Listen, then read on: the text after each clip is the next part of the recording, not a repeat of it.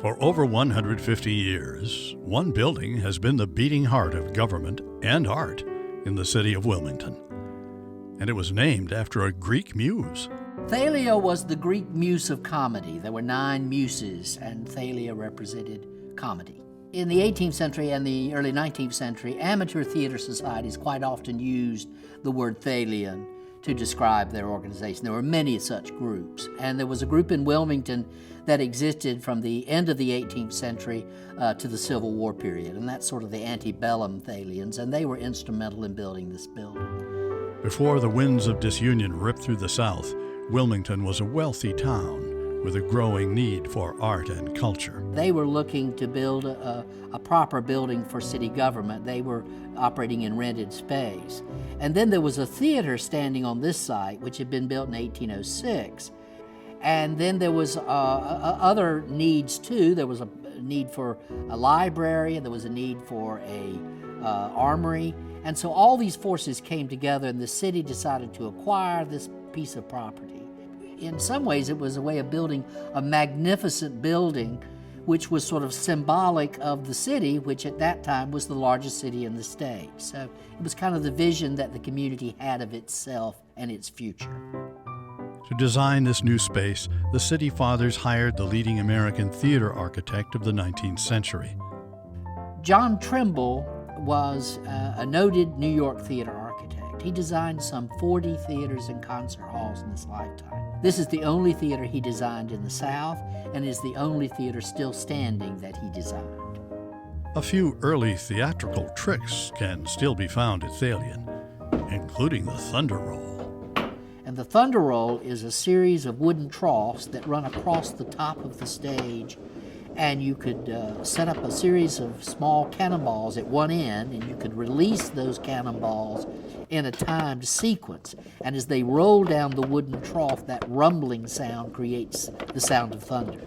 This was the technology of theaters all across the world, particularly bigger ones, from the end of the 17th century through the 18th and early 19th century. And the Thalian Hall Thunder Roll is the only one still in existence in the United States.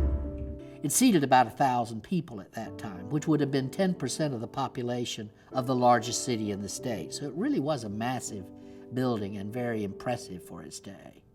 Surprisingly, during the height of the Civil War, Thalian flourished. Because you had a lot of people here, a lot of men with time on their hands and money in their pockets because of the blockade runners which were coming into Wilmington.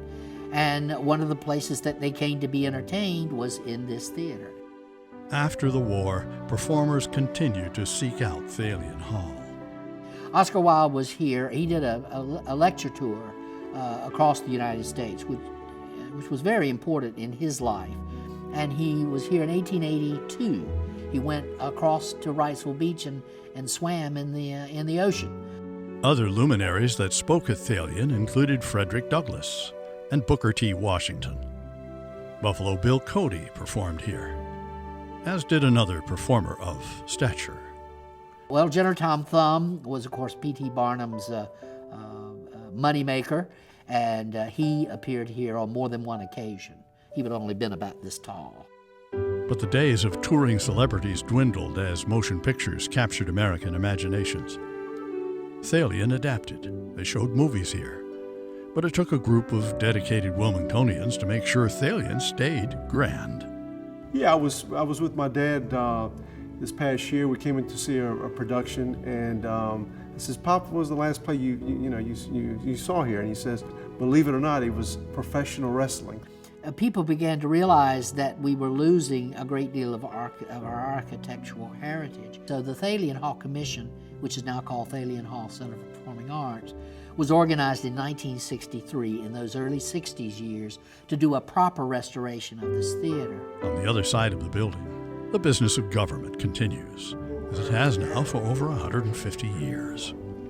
And ironically, even if some people are here for a play, during intermission, they'll come in and just stick their head in to see what's going on in the city and the business of the city. So it's unique, it's beautiful, and I wish that more communities could have this type of setting and setup that we have here between the arts and government.